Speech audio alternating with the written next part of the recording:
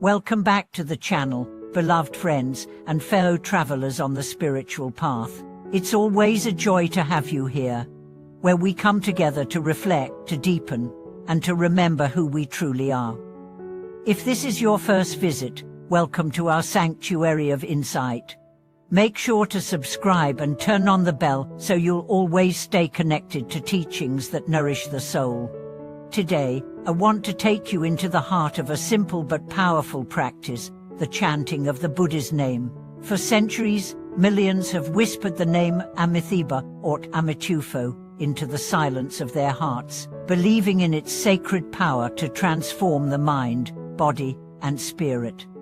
But what really happens when you sincerely engage in this practice, not for a minute, not just in ceremony, but every day, deeply and devoted life, for 3 months? Let's begin by imagining a man named Adam. He was burdened by debt, by regret, by the weight of his own overthinking. At night, he would lie awake staring at the ceiling, his thoughts spinning like wheels stuck in mud. One day, out of desperation more than faith, he picked up a small chant book and began softly reciting the name of the Buddha. He didn't know the meaning. He didn't even pronounce it correctly. But he continued. Day after day, week after week, he chanted. Slowly, something began to shift, not outside, but inside. His reactions grew slower, his fears less sharp. His heart, once clenched, began to soften. That is the miracle of chanting. Not that the world changes, but that you do. Let me tell you a truth that monks and lay practitioners have known for generations. When you sincerely chant the Buddha's name for 3 months, the first change is clarity. Not in the way of suddenly understanding everything, but in how your mind begins to settle. The noise begins to quiet. The inner dialogue, once full of accusations and confusion, starts to dissolve. And in that silence, something sacred appears, the awareness that was always beneath your thoughts. The second change is emotional purification. As you chant, your mind stirs up buried pain. This may surprise you. Many think chanting should bring instant peace. But at first, it brings confrontation. You meet your fear. You meet your anger. You meet the sorrow you've tucked away for years. But the name of the Buddha is a light, and in light, nothing stays hidden. As the days pass, you cry, you breathe, you chant through the storm, and then calm. The third change is physical.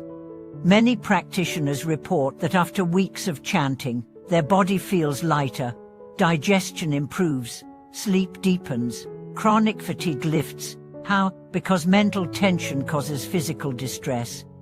When the mind softens, the body responds. A woman named Leela shared this. For years, she suffered from insomnia. Medication only numbed her. Therapy helped, but didn't solve it. Then she began chanting nightly. At first, her mind rebelled, but she persisted. By the 3rd week, she was falling asleep mid-chant, gently, peacefully. It felt like I was being held, she said. The 4th transformation is subtle but profound. Your relationship with life shifts. You no longer feel you must fight for every inch of peace. You no longer see others as threats. The heart becomes spacious. Compassion arises not as a theory, but as a natural state. People around you notice. They ask, have you changed your hair? Are you on vacation? You smile. Because they're sensing something deeper. Your vibration has changed. One man described it like this. It's like the Buddha has taken up residence in my chest. You may think this sounds romantic, but it's not.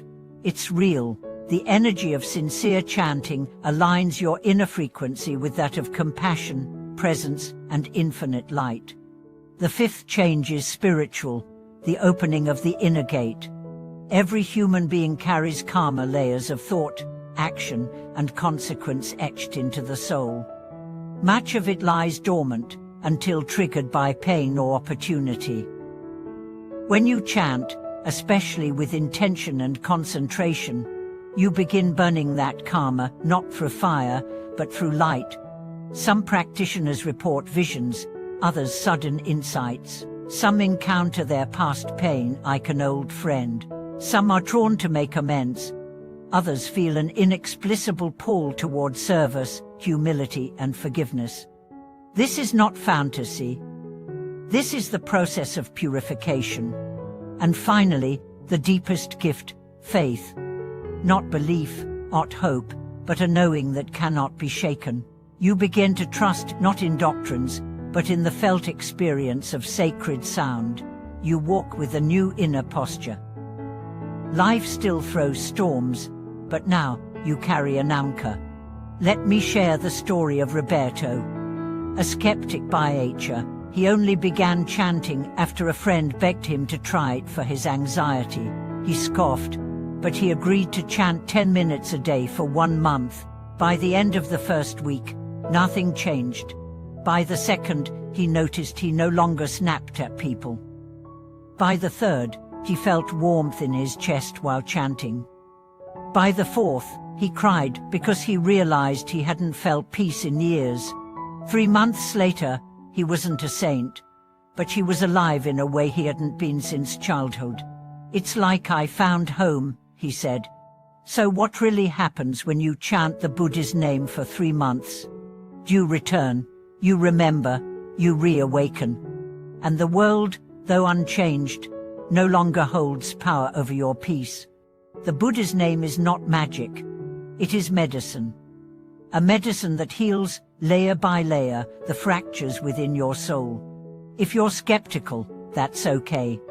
If you've tried before and failed, that's okay. Begin again. Start small. 5 minutes in the morning, 10 at night. Let the sound wash over you. Don't force, don't judge. Just chant and watch. Because somewhere along the way, the chant will chant you. The name will echo through your being.